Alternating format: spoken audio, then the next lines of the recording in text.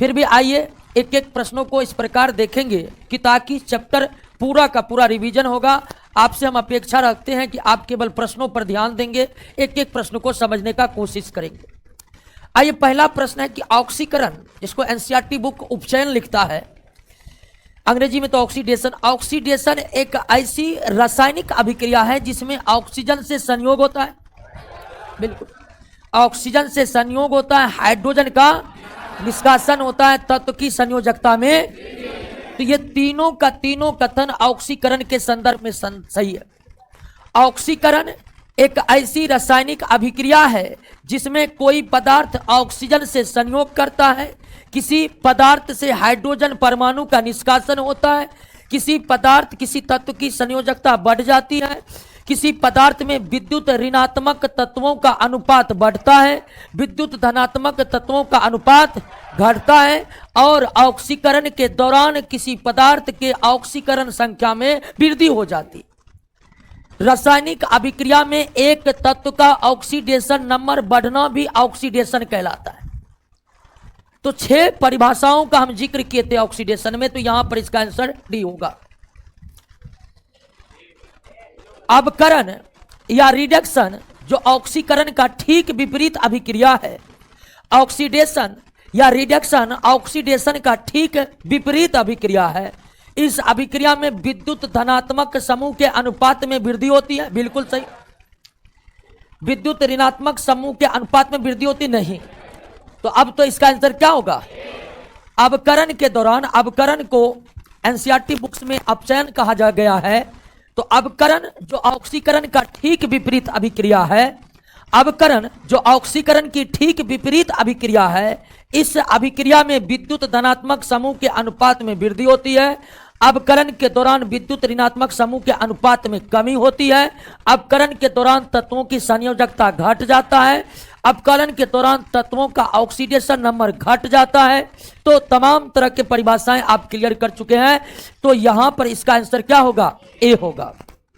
Next, अगला प्रश्न, बैठने दीजिए इनको।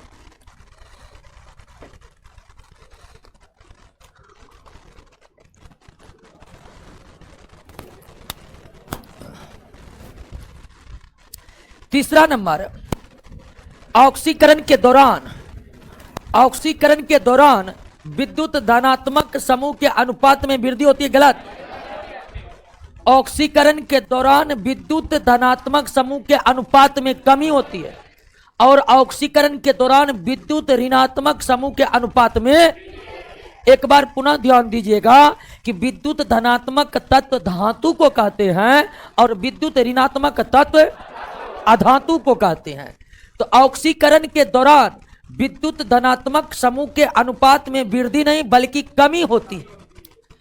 अवकरण के दौरान विद्युत ऋणात्मक समूह के अनुपात में कमी होती है। बिल्कुल ये सही है, ये सही है दोस्तों।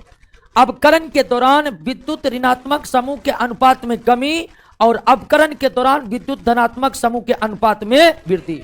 तो सही है केवल 2। एक बार पुनः ध्यान दीजिएगा कि विद्युत ऋणात्मक तत्व इलेक्ट्रोनेगेटिव एलिमेंट नॉन मेटल को कहा जाता है, अधातु को कहा जाता है, और विद्युत धनात्मक तत्व धातु को कहा जाता है, इलेक्ट्रोपॉजिटिव एलिमेंट धातु को कहा जाता है। नेक्स्ट, इलेक्ट्रॉन त्यागने की प्रवृत्ति ऑक्सीकरण कहलाता है, इलेक्ट्रॉन ग्रहण करने की प्रवृत्ति अवकरण कहलाता है। इलेक्ट्रॉन त्यागने की प्रकृति ऑक्सीकरण और ग्रहण करने की प्रकृति अवकरण। इलेक्ट्रॉन त्यागने की प्रवृत्ति ऑक्सीकरण, इलेक्ट्रॉन ग्रहण करने की प्रवृत्ति। आइए देखिए, ऑक्सीकरण के दौरान विद्युत ऋणात्मक समूह के अनुपात में वृद्धि और ऑक्सीकरण के दौरान विद्युत धनात्मक तत्व के समूह में कमी।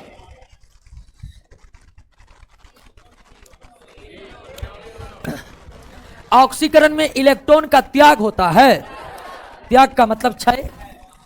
तो ऑक्सीकरण में इलेक्ट्रॉन का क्षय होता है, बिल्कुल सही है। हम इससे पहले एक क्वेश्चन बना भी चुके हैं कि ऑक्सीकरण के दौरान इलेक्ट्रॉन का क्या होता है? त्याग।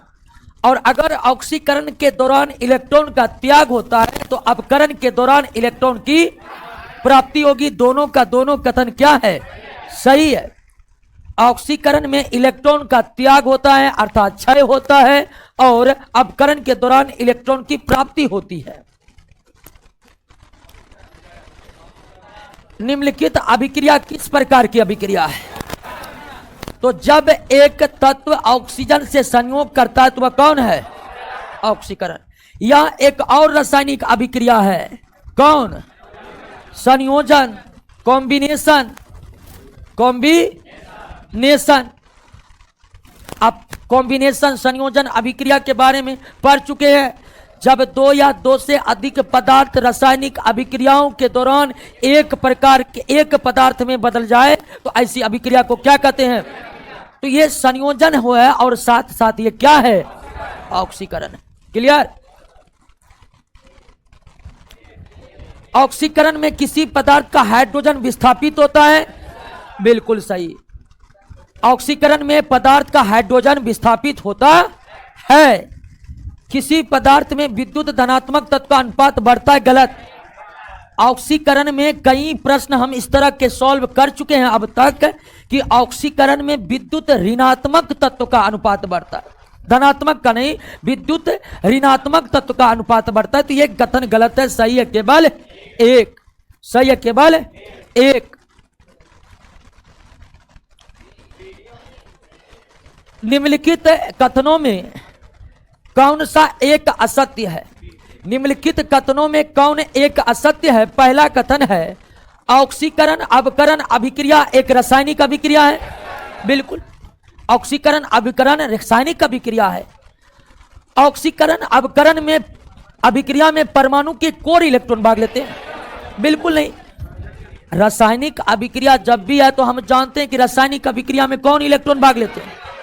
संयोजी इलेक्ट्रॉन भाग लेते हैं। रासायनिक अभिक्रिया में संयोजी इलेक्ट्रॉन भाग लेते हैं।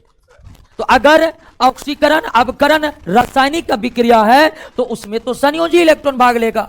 यह कथन बिल्कुल गलत है। अब ये सी डी तो सही होगा कि ऑक्सीकरण अवकरण अभिक्रिया हमेशा एक साथ होता है। ऑक्सीकरण अवकरण हमेशा एक साथ होता है। बिल्कुल सही है। ऑक्सीकरण अवकरण को सम्मिलित रूप से रेडॉक्स कहते हैं। बिल्कुल ये भी सही है। गलत है बी, क्योंकि ऑक्सीकरण अवकरण रासायनिक अभिक्रिया है और किसी भी रासायनिक अभिक्रिया में परमाणु के कोर संयोजी इलेक्ट्रॉन ही भाग लेते हैं। किसी भी रासायनिक अभिक्रिया में ऑक्सीकरण तथा अवकरण एक साथ होते हैं।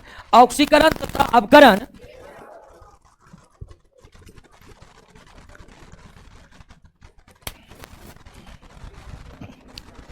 किसी भी रासायनिक अभिक्रिया में ऑक्सीकरण तथा अवकरण एक साथ होते हैं। अकेले ना तो ऑक्सीकरण होता है और न ही अवकरण। नेक्स्ट। निम्नलिखित में रेडॉक्स अभिक्रिया कौन सा है? रेडॉक्स अभिक्रिया कौन सा है? सी नंबर है। सी नंबर में देखिए, जिंक ऑक्साइड का ऑक्सीजन अलग हो गया तो जिंक ऑक्साइड का ऑक्सीकरण हुआ है, और जिंक ऑक्साइड का ऑक्सीकरण हुआ है तो ऑक्सीजन कार्बन के साथ जुट जिंक ऑक्साइड का अवकरण हुआ है। जिंक ऑक्साइड का कार्बन के साथ अभिक्रिया हुआ है। जिंक और कार्बन मोनोऑक्साइड, इसका ऑक्सीजन हट गया है। ऑक्सीजन का हटना क्या कहलाता है? और इसमें ऑक्सीजन जुट गया है। यहां पर क्या हुआ है? और ऑक्सीकरण अवकरण दोनों यहां पर हुआ है। तो ये क्या है? रेडॉक्स।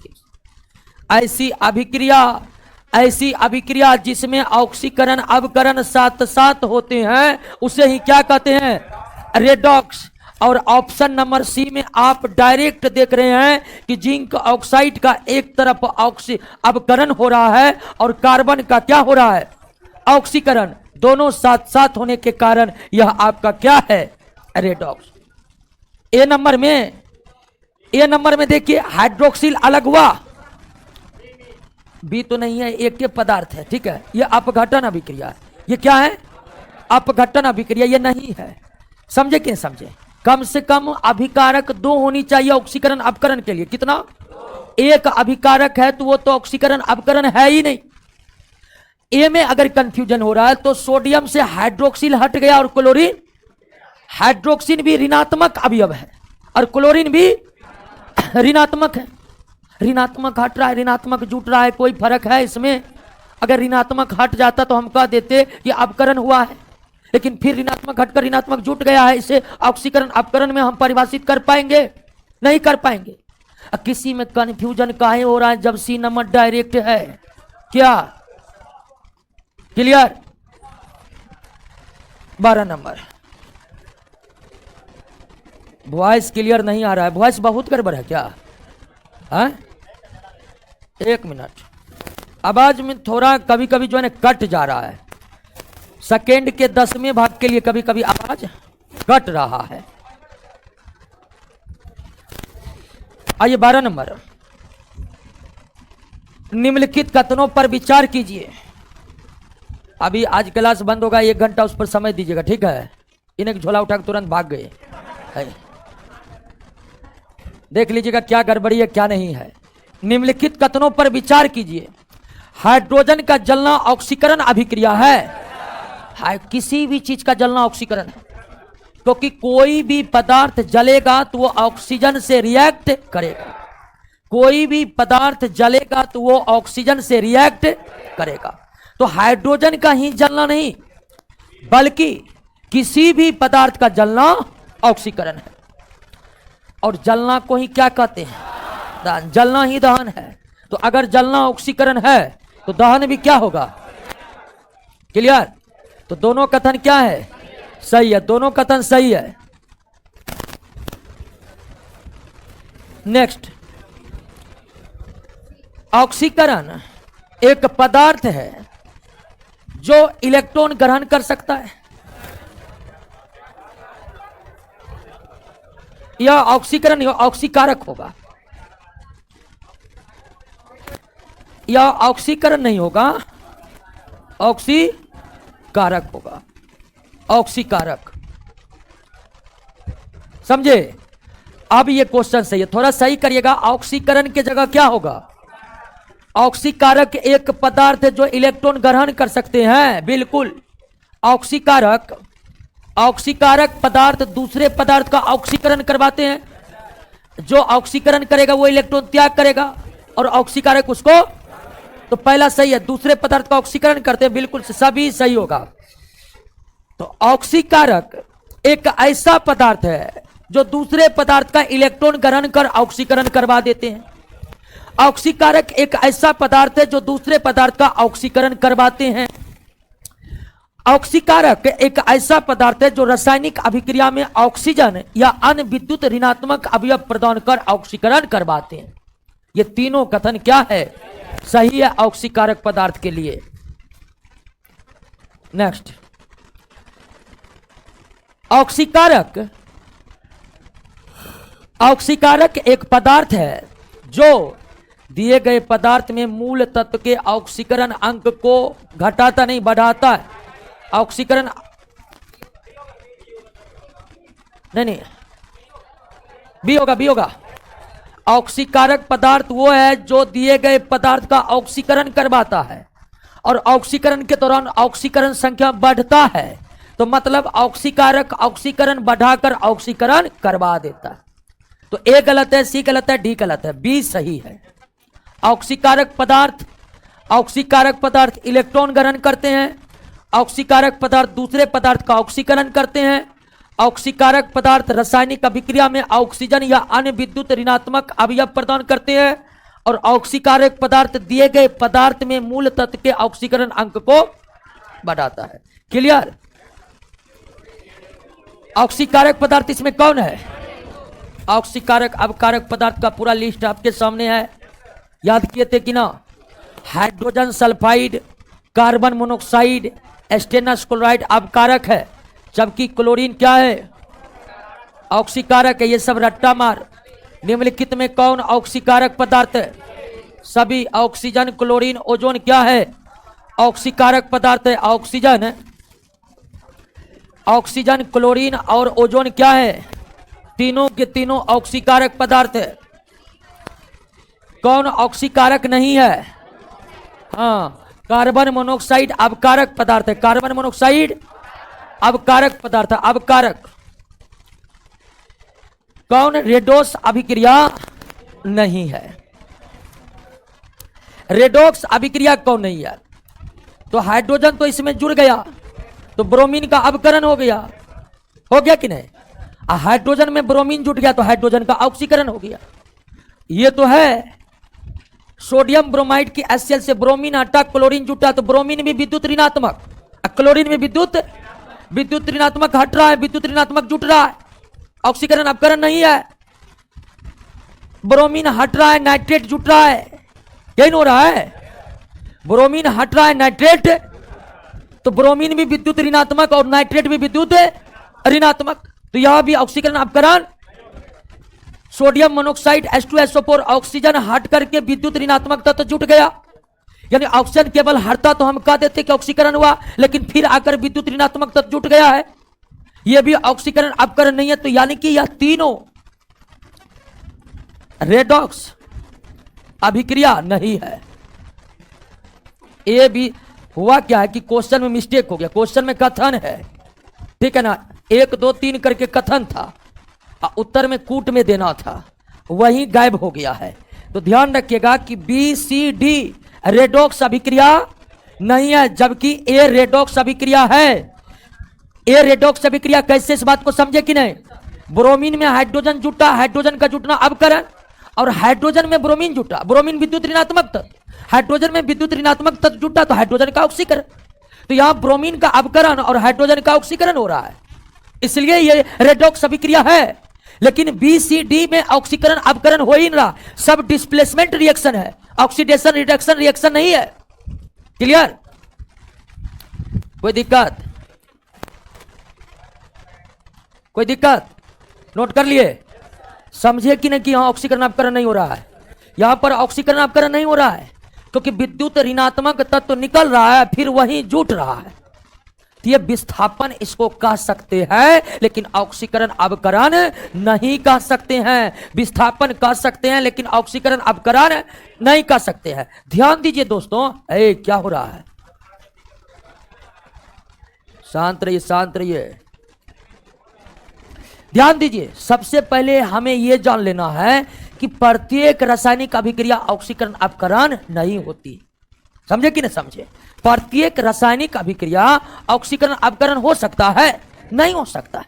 रासायनिक अभिक्रिया कई प्रकार के होते हैं, उसमें ऑक्सीकरण अपकरण भी एक प्रकार है। आगे बढ़े। निम्नलिखित अभिक्रिया पर विचार कीजिए, निम्नलिखित अभिक्रिया पर विचार कीजिए। उपरोक्त अभिक्रिया के बारे में कौन सा कथन सही है?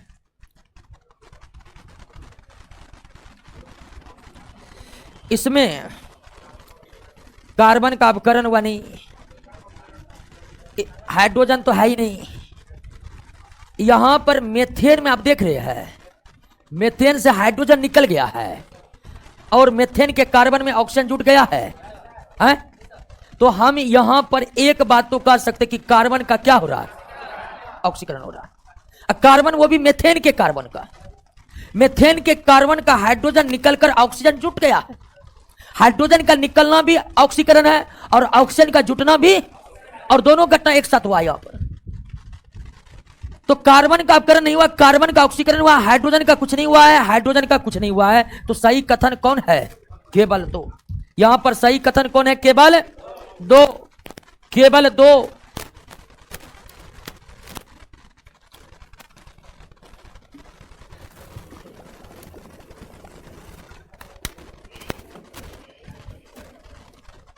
नेक्स्ट, निम्नलिखित में कौन एक ऑक्सीकरण अभिक्रिया है? तो कोई और कुछ क्लियर हो कि नहीं? बी नंबर में डायरेक्ट दिख रहा है कि नहीं? बी नंबर में आप डायरेक्ट देख रहे हैं कि मैग्नीशियम ऑक्सीजन से अभिक्रिया किया है, और ऑक्सीजन से अभिक्रिया करना क्या कहलाता है? ऑक्सीकरण कहलाता है। ऑक्सीजन से अभिक्रिया करना, तो यहां पर ऑक्सीकरण अभिक्रिया बी नंबर में है, बाकी नहीं है। ये आपका संयोजन अभिक्रिया है, डिस्प्लेसमेंट है। और ये क्या है आपका? ऑक्सीकरण अभिक्रिया। आगे बढ़े। फेरस क्लोराइड, फेरस, अब फेरस से बन गया क्या? फेरिक, फेरस से बन गया फेरिक। अब फेरस अस लगता है तब जब संयोजकता लोहा का 2। अब फेरिक में 3। आप अगर पिछला चैप्टर थोड़ा सा भी याद है तो आपको हम बताए थे कि कुछ ऐसे तत्व है जो एक से अधिक वैलेंसी रखता है, कुछ ऐसे तत्व है जो एक से अधिक संयोजकता ग्रहण किए रहते हैं, और ऐसे तत्व जो एक से अधिक संयोजकता ग्रहण किए रहते हैं उसके कम संयोजकता वाले नाम में अस और अधिक संयोजकता वाले नाम में इक लगा रहता है। तो फेरस में एस लगा है, इसका मतलब लोहा की कम संयोजकता वाला है नाम है यह। और लोहा की वैलेंसी 2 भी होती है 3 भी होती है, 2 कम यानी अस, 3 ज्यादा मतलब इक। तो फेरस क्लोराइड से फेरिक क्लोराइड बना तो संयोजकता क्या हो गया, संयोजकता का बढ़ना क्या कहलाता है, ऑक्सीकरण कहलाता है। कोई भी अस से इक होगा तो समझ जाइए क्या होगा, क्यूपरस ऑक्साइड से क्यूपरिक ऑक्साइड बनना भी क्या है, ऑक्सीकरण। मर्क्यूरस क्लोराइड से मर्क्यूरिक क्लोराइड बनना भी क्या है, सीधा समझ जाइए अस से इक बनना ऑक्सीकरण है, अस से इक बनना ऑक्सीकरण है। क्लियर, आगे बढ़ते। अब ध्यान दीजिए कि लोहा पर 2 आवेश है प्लस, और 1 बढ़कर 3 प्लस आवेश हो गया। तो 3 प्लस आवेश हो गया तो अगर 3 धन आवेश, 2 से धन आवेश की संख्या 3 हुआ है, 2 से धन आवेश की संख्या 3 हुआ है तो मतलब 1 इलेक्ट्रॉन का त्याग हुआ है, क्योंकि आप जानते हैं कि इलेक्ट्रॉन के त्याग से ही धन आवेश की संख्या बढ़ती है। तो यहां पर इलेक्ट्रॉन का त्याग हुआ है, यहां पर इलेक्ट्रॉन का त्याग हुआ है, और इलेक्ट्रॉन का त्याग होना ही क्या कहलाता है, ऑक्सीकरण कहलाता है। इलेक्ट्रॉन का त्याग होना क्या कहलाता है। चलिए अगला, जंग लगना। ध्यान दीजिए कि लोहे में जंग तब लगता है जब लोहा ऑक्सीजन और नमी के उपस्थिति में रिएक्शन करता है। तो लोहा में जंग तब लगेगा जब लोहा ऑक्सीजन से रिएक्शन करेगा। ऑक्सीजन की अनुपस्थिति में लोहा में जंग लग ही नहीं सकता, इसलिए लोहा में जंग लगना क्या कहलाता है। एक क्वेश्चन इसको घुमाकर भी पूछे जा सकते, जैसे आपसे पूछे जा सकते हैं धातु में संचारण, धातु में संचारण ऑक्सीकरण है या अपकरण, ऑक्सीकरण।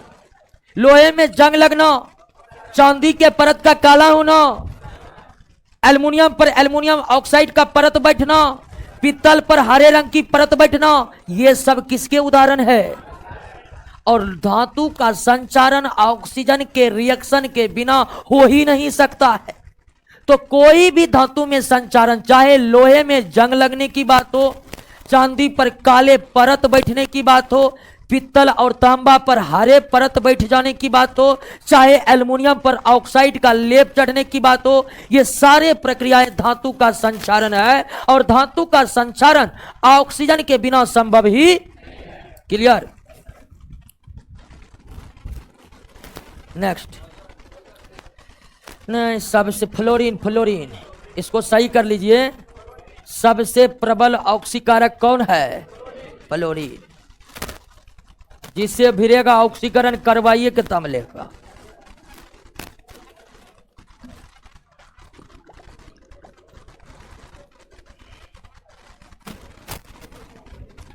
क्लियर। सबसे प्रबल ऑक्सीकारक एजेंट कौन है, फ्लोरीन। सबसे प्रबल ऑक्सीकारक एजेंट कौन है। नेक्स्ट, अवकारक। अवकारक एक पदार्थ जो इलेक्ट्रॉन त्याग कर सकते हैं, बिल्कुल। ऑक्सीकारक, ऑक्सीकारक पदार्थ पढ़े थे ना। ऑक्सीकारक पदार्थ के ठीक विपरीत गुण होते हैं किसमें, अपकारक पदार्थ। ऑक्सीकारक पदार्थ के ठीक विपरीत गुण होते हैं अपकारक पदार्थ में। और अपकारक पदार्थ के संदर्भ में एक क्वेश्चन आप कर चुके हैं, यानी उसके गुणों को आप अच्छी तरह से समझ चुके हैं, उसको पलट दीजिए। इलेक्ट्रॉन का त्याग करता, बिल्कुल। दूसरे पदार्थ का अपकरण करते, सही है। रासायनिक अभिक्रिया में ऑक्सीजन या अन्य विद्युत ऋणात्मक अवयव क्या करते हैं, आप ऑक्सीकारक वाला प्रश्न को देखिए, डायरेक्ट उसका उल्टा है। आगे बढ़ें। अपकारक एक पदार्थ है जो दिए गए मूल तत्व के ऑक्सीकरण अंक को बढ़ाता है। नहीं, ऑक्सीकरण अंक बढ़ाने का जिम्मेदारी ऑक्सीकारक पर है। अपकारक ऑक्सीकरण अंक को क्या करता है? रेडॉक्स अभिक्रिया में इलेक्ट्रॉन त्याग करता है। रेडॉक्स अभिक्रिया में खुद का ऑक्सीकरण होता है। बिल्कुल, ये भी सही है। 2 और 3 क्या है? अपकारक पदार्थ दूसरे पदार्थ का अपकरण कराते हैं, और अपकारक दूसरे पदार्थ का अपकरण कराएगा तो खुद का क्या होगा? ऑक्सीकरण। खुद का क्या होगा? ऑक्सीकरण। तो अपकारक एक ऐसा पदार्थ है जो दिए गए पदार्थ में मूल तत्व के ऑक्सीकरण अंक को घटाता है, और रेडॉक्स अभिक्रिया में खुद का अपकारक पदार्थ का क्या होता है? ऑक्सीकरण। क्लियर? निम्नलिखित में कौन अपकारक पदार्थ है? हाइड्रोजन, कार्बन, हाइड्रोजन सल्फाइड, ये सारे के सारे अपकारक पदार्थ हैं। ये सारे के सारे कौन अपकारक पदार्थ है? लेड ऑक्साइड, लेड ऑक्साइड ना, नहीं, stannous chloride, stannous chloride. Lead oxide ऑक्सीकारक है। लेड ऑक्साइड क्या है? क्लियर? कौन अपकारक पदार्थ नहीं है? लेड ऑक्साइड अभी तुरंत क्लियर किए कि ऑक्सीकारक है। कार्बन मोनोक्साइड अपकारक है, एस्टेनस क्लोराइड अपकारक है, और कार्बन अपकारक है, लेड ऑक्साइड ऑक्सीकारक है। कार्बन मोनोक्साइड का कार्बन डाइऑक्साइड में परिवर्तन क्या कहलाता है? अब देखिए, कार्बन मोनोक्साइड में 1 ऑक्सीजन के परमाणु है और बाद में 2 हो गया। ऑक्सीजन का अनुपात बढ़ना क्या कहलाता है? ऑक्सीकरण। ऑक्सीजन का अनुपात बढ़ना क्या कहलाता है? ऑक्सीकरण।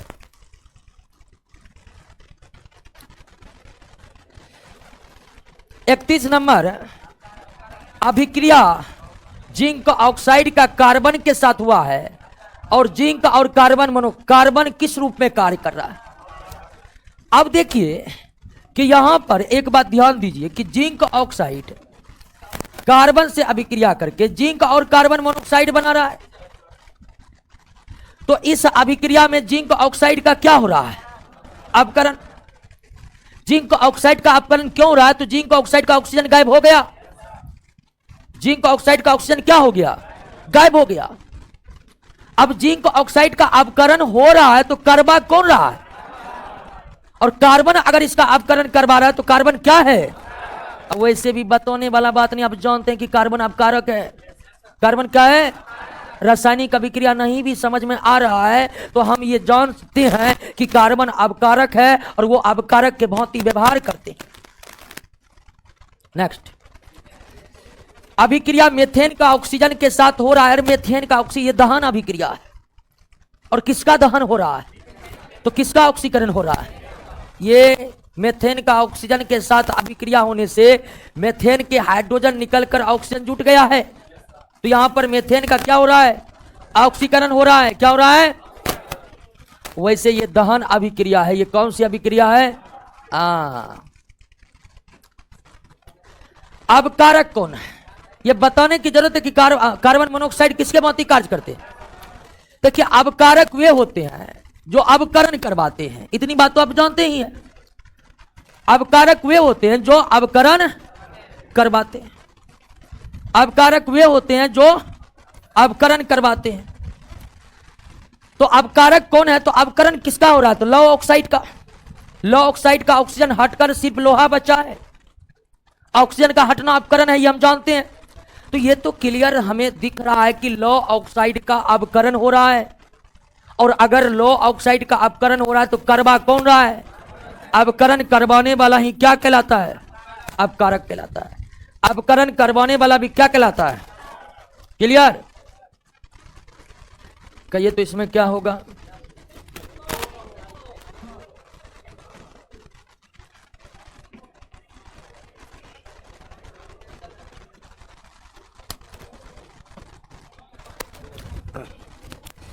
अभिक्रिया लोहा का जल के साथ हुआ है। ये तो आप देख रहे हैं कि लोहा में ऑक्सीजन का अनुपात बढ़ गया। लोहा में ऑक्सीजन का अनुपात बढ़ा है तो लोहा का ऑक्सीकरण हुआ है। और लोहा का ऑक्सीकरण हो रहा है तो ऑक्सीकरण करवा कौन रहा है? क्योंकि यही साथ में है, यही नहीं करवाएगा। तो लोहा का ऑक्सीकरण हो रहा है, लोहा का ऑक्सीकरण होता है, करवा कौन है? तो जल ही क्या है? ऑक्सीकारक है। जल ही क्या है? ऑक्सीकारक है।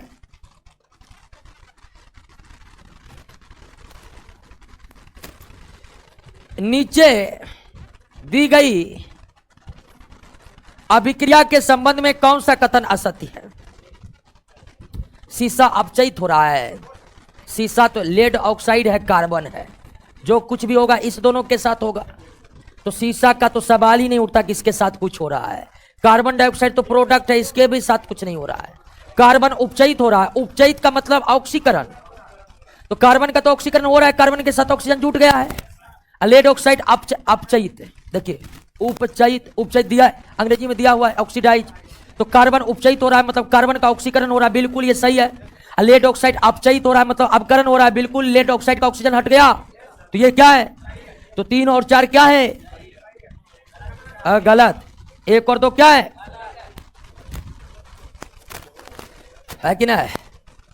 1 और 2 गलत है ना? कह रहा शीशा अपचयित हो रहा है, शीशा कुछ है? कहीं पर नहीं है।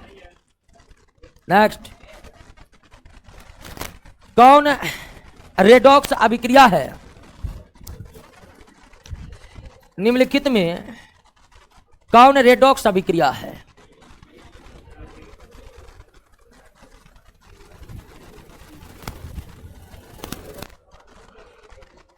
ऑक्सीजन हटा, अपकरण, तो इसका ऑक्सीकरण। इनमें से सभी होगा, इनमें से सभी नहीं होगा, क्योंकि हर जगह ऑक्सीकरण अपकरण हो रहा है। तो इनमें से सभी, देखिए कॉपर ऑक्साइड का ऑक्सीकरण हो रहा, अपकरण हो रहा है। और अगर कॉपर ऑक्साइड का अपकरण हो रहा है तो हाइड्रोजन का ऑक्सीकरण हो रहा है। और ऑक्सीकरण अपकरण हो रहा है तो यह क्या है? जिंक ऑक्साइड का अपकरण हो रहा है, कार्बन का ऑक्सीकरण। HCl का Cl का H हट रहा है, तो अपकरण, तो इसका ऑक्सीकरण।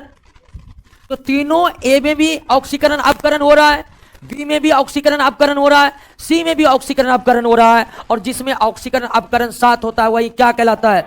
रेडॉक्स। इनमें से सभी।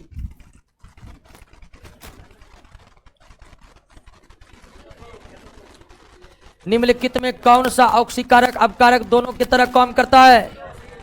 SO2, H2S की, देखिए दोनों जब ये भी काम करता है। एक देखिए हाइड्रोजन परऑक्साइड, SO2, H2S और नाइट्रस अम्ल। नाइट्रस 4 आपको लिखाए थे, क्या लिखा थे? 4। ये 4 पदार्थ ऑक्सीकारक अपकारक दोनों की तरह काम करते हैं। किसी रासायनिक अभिक्रिया में ये ऑक्सीकारक की भूमिका अदा कर देते हैं, तो किसी अन्य रासायनिक अभिक्रिया में ये अपकारक की भूमिका में। तो सबसे प्रबल संभावना नंबर 1 पर किसका है? 1 पर, नंबर 2 पर, नंबर 3 पर, नंबर 4 पर। तो मान लीजिए कि चारों ऑप्शन में आ गया, तब हम किसको मारेंगे? ये तीनों ऑप्शन में आ गया, किसको मारेंगे? ये दोनों ऑप्शन में आ गया, किसको मारेंगे? क्लियर है ना?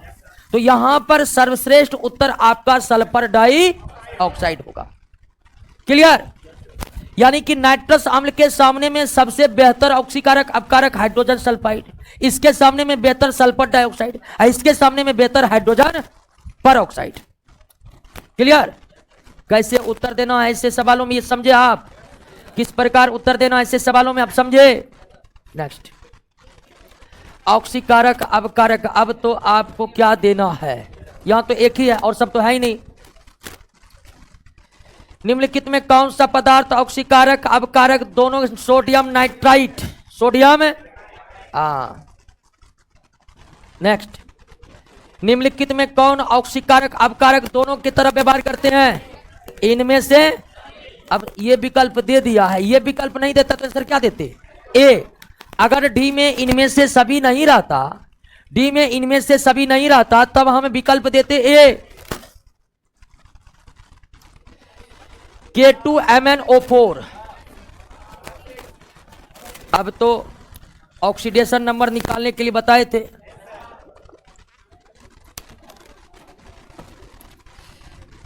प्यास बड़ी लग रहा आज।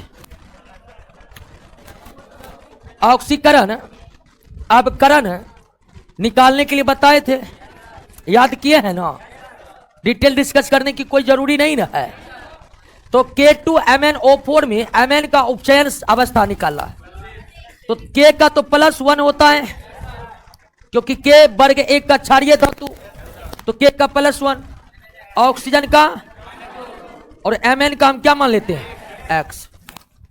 एक अणु के सभी परमाणुओं का टोटल ऑक्सीडेशन नंबर 0 या यौगिक पर उपस्थित आवेश के बराबर होता है।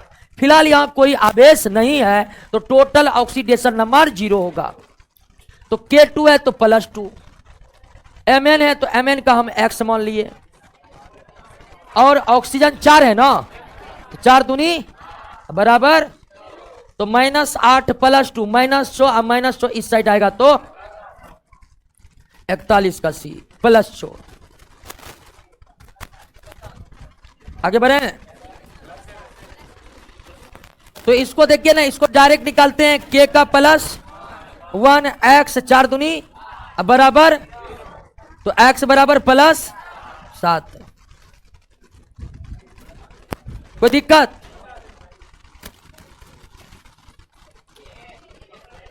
KMnO4 में अभी तुरंत नहीं निकाले हैं।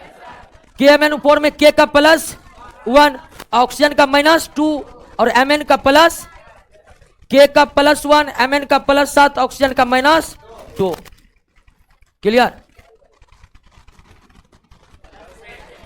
K2 तो K का +1, तो K 2 है तो +2, क्रोमियम का X मान लीजिए तो 2 क्रोमियम है तो 2X, ऑक्सीजन का 7 है तो 1 ऑक्सीजन -2, 7 दूनी बराबर 0। अब है 2X, 14 में से 2 गया 12, 12 उस साइड जाएगा तो प्लस, X बराबर प्लस। क्लियर? आगे बढ़े, N2H2O3 में सल्फर, तो सोडियम भी वर्ग 1 का क्षारीय धातु है, इसका ऑक्सीडेशन नंबर +1। सोडियम भी क्षारीय धातु, इसका +1। सल्फर का हम क्या मान ले X, सल्फर का क्या मान ले X, ऑक्सीजन का -2, तो सोडियम 2 है तो +2, सल्फर 2 है तो 2X, ऑक्सीजन 3 है तो 3 दूनी टोटल, तो 6 में से 2 गया 4, -4, 2X बराबर +2। क्लियर? अच्छा, इस बैच में पहला नंबर का क्वेश्चन आंसर का वीडियो अलग है ना, इसी फाउंडेशन बैच को डालिएगा दरोगा बैच में, ठीक है ना, अपलोड हो गया। आगे से ध्यान रखिएगा, ये बैच में डिटेल से करवाए हैं तो ये बैच वाला डालिएगा, ठीक रहेगा।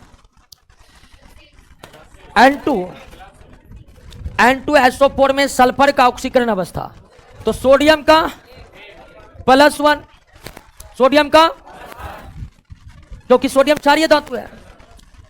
अब तो निकाल लेते, मुंह से निकाल लेते क्या, सल्फर का कितना X, सोडियम का +2 X -8 0, तो X बराबर +6, 8 में से 2 गया -6, -6 उस साइड जाएगा तो +6। क्लियर? चलिए, ऑनलाइन भी आंसर आ रहा है। रितु, सत्येंद्र कुमार, PK मिश्रा, अभिषेक कुमार शर्मा, खगड़िया क्या कोई है? ये खगड़िया जंक्शन पर सभी मौसम में अनानास मिलवे ठोकरता है, ये हम गौर किए हैं। अनानास का खेती होता है खगड़िया में, काहे क्या? निम्नलिखित में किस अणु के कार्बन की ऑक्सीकरण अवस्था धनात्मक है? अब सब में निकालिए कार्बन का, हाइड्रोजन का तो कार्बन के साथ हाइड्रोजन का +1 होगा। आप जानते हैं हाइड्रोजन का +1 भी होता है, हाइड्रोजन का -1 भी होता है। तो हाइड्रोजन का +1 होता है नॉन मेटल के साथ, कार्बन नॉन मेटल है तो यहां पर हाइड्रोजन का +1। तो मेथेन में हाइड्रोजन +1 तो कार्बन X +4 बराबर, तो X बराबर माइनस, तो यहां पर -4, यहां पर +6, आउट साइड जाएगा तो -6, यहां पर -3, यहां पर क्लोरीन का -1, हाइड्रोजन का +3 तो +2, तो यहां पर कार्बन क्या हो जाएगा, तो तो तीनों जगह माइनस है, निश्चित इसमें प्लस होगा। हाइड्रोजन का +1 और क्लोरीन का -1 होता है। 3 क्लोरीन है तो -3, तो -2 आउटसाइड जाएगा तो +2। क्लियर? निम्नलिखित में किस अणु के कार्बन की ऑक्सीकरण अवस्था धनात्मक है? तो डी का। डी में कार्बन की ऑक्सीकरण निकालिए, +2 निकलेगा, सब में माइनस लेकिन डी में प्लस। पोटेशियम फेरोसाइनाइड, पोटेशियम लोहे की। तो सबसे पहले आप ध्यान रखिएगा साइनाइड आयन का होता है -1। साइनाइड आयन का कितना? -1। अब साइनाइड आयन का -1 होता है तो लोहा का निकालना है, तो लोहा का X, साइनाइड आयन कितना है? 6, तो 1 का -1 6 का, अब बराबर माइनस, टोटल ऑक्सीडेशन नंबर 0 या आवेश के बराबर। फिलहाल यहां पर -4 आवेश है तो -4 टोटल, तो X बराबर -4 +6 +2। क्लियर? आगे बढ़े। अब यहां पर निकेल का निकालना, पोटेशियम का तो +1 होता है, पोटेशियम का। साइनाइड का भी तुरंत बताए माइनस, निकेल का मान लीजिए कितना?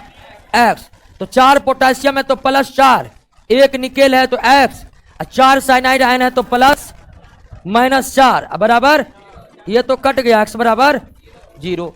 निकेल का ऑक्सीडेशन नंबर 0। नेक्स्ट, ऑक्जेलिक अम्ल में कार्बन की ऑक्सीकरण अवस्था क्या है? तो कार्बन अगर नॉन मेटल के साथ, हाइड्रोजन अगर नॉन मेटल के साथ है तो हाइड्रोजन का ऑक्सीकरण, और ऑक्सीजन का तो आप जानते हैं माइनस, कार्बन का क्या मान लीजिए? X। तो हाइड्रोजन 2 है तो +2, कार्बन 2 है तो 2X, और ऑक्सीजन है -8, -8 +2 -6, आउटसाइड जाएगा तो +6, तो 2X बराबर +6, X बराबर +3। क्या?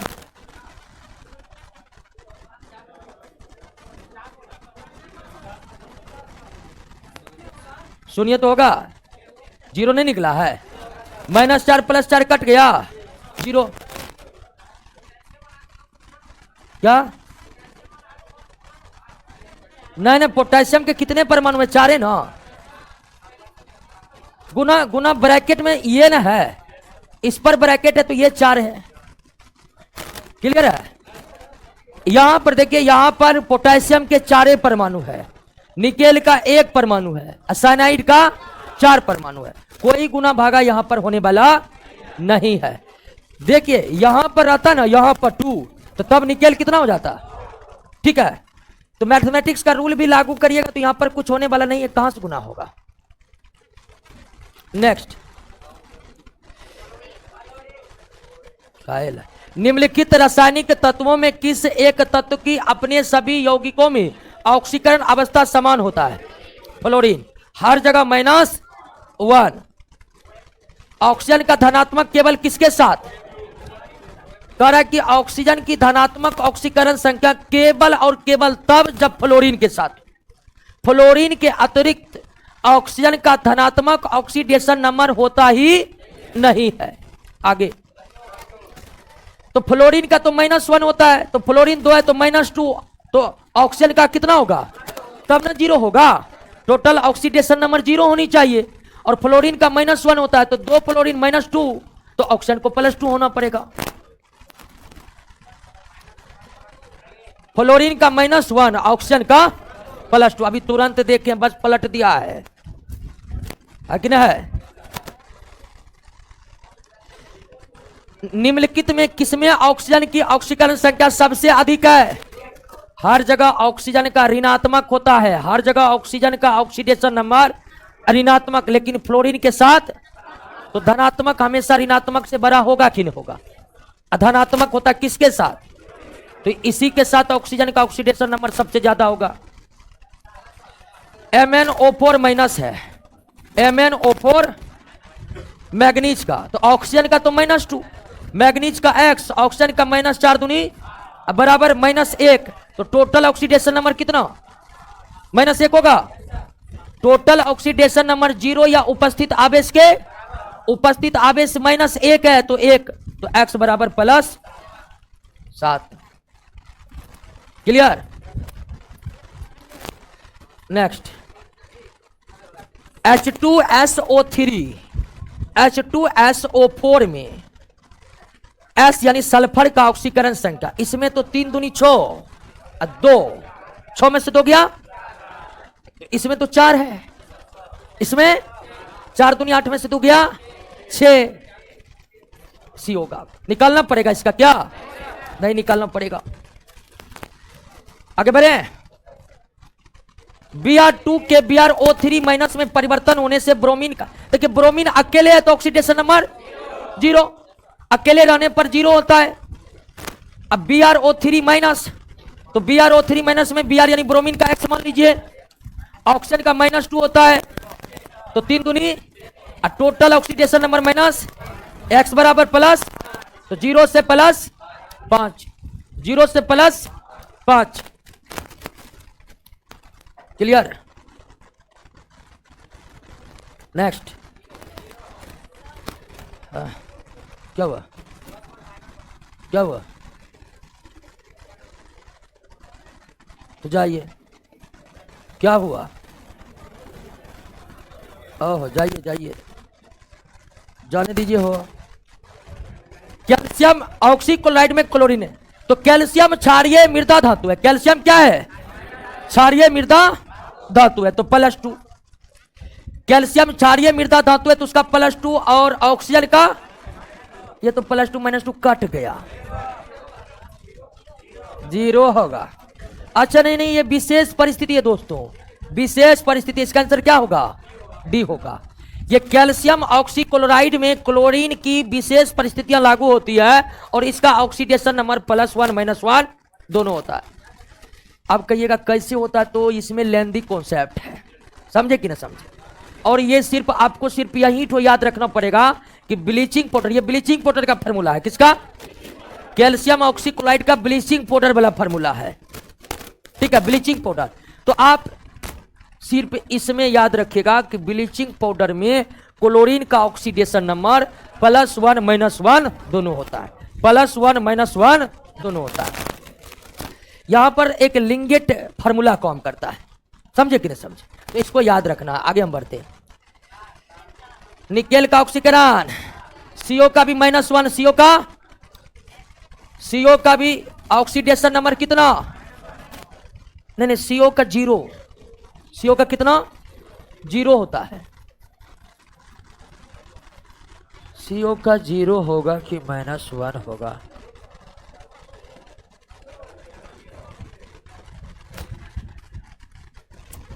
ये देखिए, ये कॉम्प्लेक्स, ये जो है ना, ये जो है ना कॉम्प्लेक्स कंपाउंड है। क्या है? Complex compound. कॉम्प्लेक्स कंपाउंड में इसका जो है ना 1 होता है, सॉरी याद आ गया, कितना होता है? 1। कॉम्प्लेक्स कंपाउंड में 1 होता है। CO का कितना होता है? 1। CO का 1 होगा तो निकेल, और CO का 1 है तो +4। निकेल का क्या हो गया? -4 हो गया। लगता है गड़बड़ा रहे हैं। अच्छा देखिए, 1 मिनट इसको घेर देते, अगला क्लास में ना क्लियर करेंगे इसको, ठीक है। देखिए गड़बड़ हो जाए उससे अच्छा है कि अगला क्लास में क्लियर कर लेंगे। अगला क्लास में हमसे याद कर कर पूछ लीजिएगा, ठीक है ना, नहीं तो हमको याद नहीं तो बता देंगे। इसमें कोई थोड़ा हम कॉन्सेप्ट भूल चुके हैं अभी थोड़ा। आइए ग्लूकोज 60 नंबर को छोड़ दीजिए दोस्तों, अगले क्लास में क्लियर करवा देंगे। ग्लूकोज C6H12O, यही है ना, तो मैं कार्बन, तो हाइड्रोजन का तो +1, तो प्लस, ऑक्सीजन का -2 माइनस, कार्बन का X तो 6X मान लेते हैं, तो 12 तो क्या हो गया? खलासेन हो गया। कितना हो गया जी? 0 0। साइनाइड का तो -1 होता है, तो कोबाल्ट का X, साइनाइड का -6, टोटल ऑक्सीडेशन नंबर -3, तो +6 +3। माइनस तो इस साइड जगह प्लस नहीं होगा, तो प्लस 3 ना होगा। नेक्स्ट, निम्नलिखित में नाइट्रोजन का सबसे अधिक ऑक्सीकरण संख्या निकाल सकते हैं। निम्नलिखित में से नाइट्रोजन की सबसे अधिक ऑक्सीकरण संख्या, तो यहां पर देखिए 2 दूनी, तो यहां प्लस प्लस 5 दूनी 10 यानी कि प्लस, और यह प्लस सबसे अधिक किसमें है, सी में। ऑक्सीजन का -2 होता है, ऑक्सीजन का -2 होता है। क्लियर। किस यौगिक में फास्फोरस की ऑक्सीकरण संख्या +3 है दोस्तों? मेटाफॉस्फेरिक अम्ल में। किसमें? मेटाफॉस्फेरिक अम्ल में। नहीं फॉस्फेरिक नहीं होगा, मेटाफॉस्फेरिक अम्ल में। क्लियर। आइए, आयन Z++ किस अभिक्रिया में 2 इलेक्ट्रॉन त्याग करता है, तब इस आयन की ऑक्सीकरण संख्या क्या होगी? Z++ 2 इलेक्ट्रॉन का क्या करता है? 2 इलेक्ट्रॉन त्याग करेगा तो और 2++ हो जाएगा, और ऑक्सीकरण संख्या 0 या उपस्थित आवेश के बराबर। नेक्स्ट, एक धातु M+ 2 इलेक्ट्रॉन निकल गया, 2 इलेक्ट्रॉन निकल गया और 2+ आवेश बढ़ जाएगा, ऑक्सीडेशन नंबर कितना? +3 हो जाएगा। निम्नलिखित में किस यौगिक में क्लोरीन की ऑक्सीकरण अवस्था +1 है? हाइपोक्लोरस अम्ल। देखिए इसमें भी निकलता है +1, समझे कि ना समझे? लेकिन वास्तविकता है कि इसमें क्लोरीन की उपस्थिति, क्लोरीन का +1 नहीं होता, इसको कहते हैं हाइपोक्लोरस अम्ल। हाइपोक्लोरस अम्ल में क्लोरीन का थोड़ा विशेष परिस्थिति है। एक ब्लीचिंग पाउडर में आप याद रखिएगा -1 भी होता है और +1 भी होता है, और दूसरा क्लोरीन जो है हैलोजन तत्व है, इसका +1 ऑक्सीडेशन केवल हाइपोक्लोरस अम्ल यानी कि HCl में होता है। हाइपोक्लोरस अम्ल HCl में होता है। क्लियर। नेक्स्ट, हाँ, हाइपोक्लोरस, अब फार्मूला है HClO। आगे, ऑक्सीकरण अभिकरण अभिक्रिया का उदाहरण है सभी।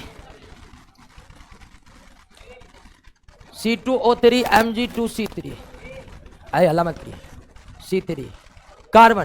तो ये तो कार्बन का, इसमें हम X मान ले तो 3X और 2 दूनी 0, तो 3X बराबर प्लस X बराबर 4/, तो इसमें 4/3 होगा। इसमें हो गया आपका +4/, और मैग्नीशियम तो क्षारीय मृदा धातु ना, मैग्नीशियम क्षारीय मृदा धातु, तो 2 दूनी 4 और 3X बराबर 0, तो 3X बराबर -X बराबर -4/3।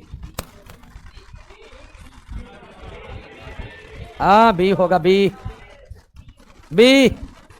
पलट दिया है। नेक्स्ट,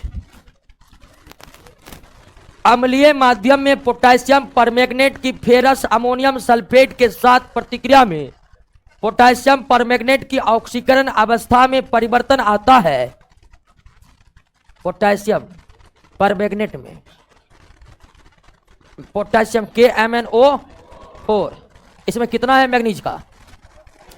+1 X -8, तो 7 से +2 होता है।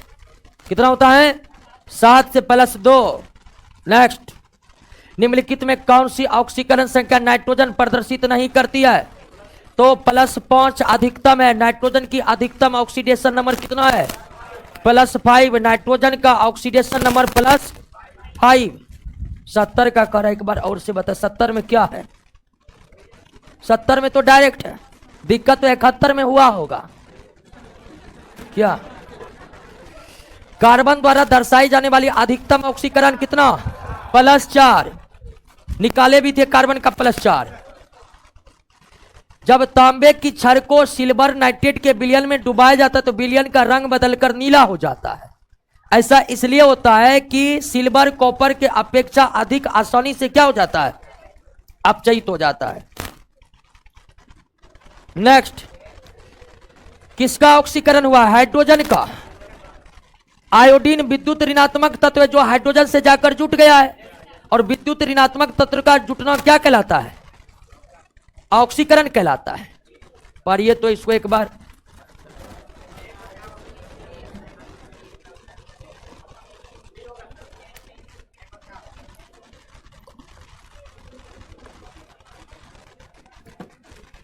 अभिषेक कुमार 70 नंबर में दिक्कत है कि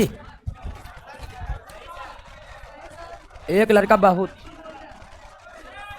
है। क्या हुआ?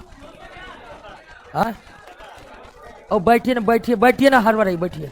चक्कर आ गया? अरे देखिए कौन मेंबर है, ग्लूकोज लाइए तेजी से। एक मिनट।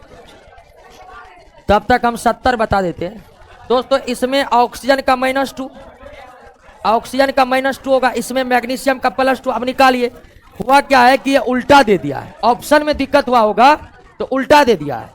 अब कार्बन में ऑक्सीजन का -2 होता है, और ऑक्सीजन का -2 निकालिएगा तो कार्बन का +4/3 निकलेगा, और मैग्नीशियम क्षारीय मृदा धातु है तो इसका +2 होगा। तो +2 होगा तो कार्बन का हो जाएगा आपको -4/3। तो यहां पर प्लस वाला पहले होना चाहिए, माइनस वाला बाद होना चाहिए। तो इस तरह का कोई ऑप्शन नहीं था तो हम भी दे दिए।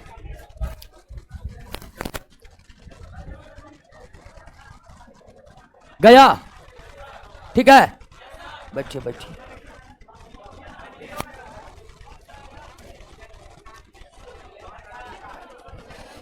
ऑक्सीडेशन और रिडक्शन से संबंधित निम्नलिखित कथनों में कौन सही है? उपचयन में इलेक्ट्रॉन की हानि, उपचयन मतलब ऑक्सीकरण में इलेक्ट्रॉन की हानि होती है। बिल्कुल, इलेक्ट्रॉन का त्याग हो रहा है तो हानि ही होगा। तो अपचयन में इलेक्ट्रॉन ग्रहण होता, बिल्कुल सही है। उपचायक उपचायांक को घटाता है नहीं, ऑक्सीडाइजिंग एजेंट जो है वो ऑक्सीडेशन नंबर को बढ़ाता है। उपचयन में इलेक्ट्रॉन ग्रहण होता है, अगर ये सही है तो ये क्या होगा? उपचायक उपचायन को बढ़ाता है किंतु अपचायक उपचायन को घटाता है। 1 और 4 क्या है? 1 और 4। इस तरह का क्वेश्चन हम पहले कई बार कर चुके हैं दोस्तों। अधातु में इलेक्ट्रॉन ग्रहण करने की प्रवृत्ति होती है इसलिए वो ऑक्सीकारक है। बिल्कुल, धातु में इलेक्ट्रॉन त्याग करने की प्रवृत्ति वो अपकारक है। दोनों कथन क्या है? अधातु इलेक्ट्रॉन ग्रहण करते हैं, इलेक्ट्रॉन ग्रहण करने वाला अपकारक है, सॉरी ऑक्सीकारक है।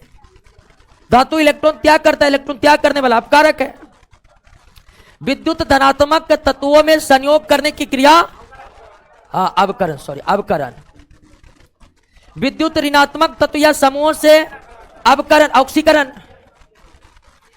लोहे पर जंग लगना हो गया। ये छूट कैसे जाता है जी? है?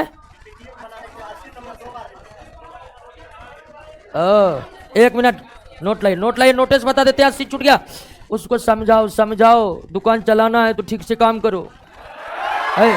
हल्ला काय करते, नहीं तो हम खुद का दुकान खोल लेंगे तब क्या होगा? हल्ला काय करते। ऐसी अभिक्रिया, अब देखिए छोड़ दिया है, और नोट में 80 नंबर 2 बार छूट गया होगा, सही मिस्टेक हो गया होगा, उसको लगा होगा 80 नंबर हो गया है। ऐसी अभिक्रिया जिसमें एक ही पदार्थ का ऑक्सीकरण अवकरण दोनों होता है वह असमानुपातन अभिक्रिया कहलाता है। सेकेंड 80 का आंसर क्या होगा? ए, असमानुपातन अभिक्रिया होता है। क्लियर? एक 60 में दिक्कत हुआ ना, 60 में दिक्कत हुआ, 64 में दिक्कत हुआ। हाँ 64, 60 और अगला क्लास में 60 और 64 को क्लियर कर देगा। हमको भी थोड़ा मिस्टेक हो रहा है कि 60 और 64 में कोई मिस्टेक हो सकता है।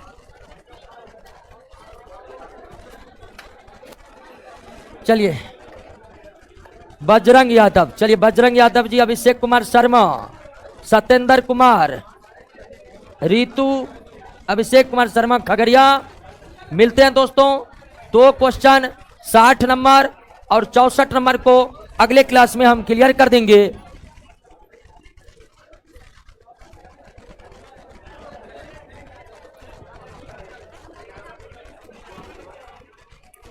छठा चैप्टर क्या है? 46 क्वेश्चन नंबर को देख लीजिए। 46 में कोई दिक्कत नहीं है, 60 और 64 में प्रॉब्लम है और हमको भी लगता है कि उसमें कुछ प्रॉब्लम है। हाँ, पीके मिश्रा आंसर लिख के भेज देना। पीके मिश्रा, लगता है वो आगे में जो बैठता था वही है पीके मिश्रा। हाँ अच्छा अच्छा अच्छा अच्छा, हाँ हाँ पीके मिश्रा भेज देना।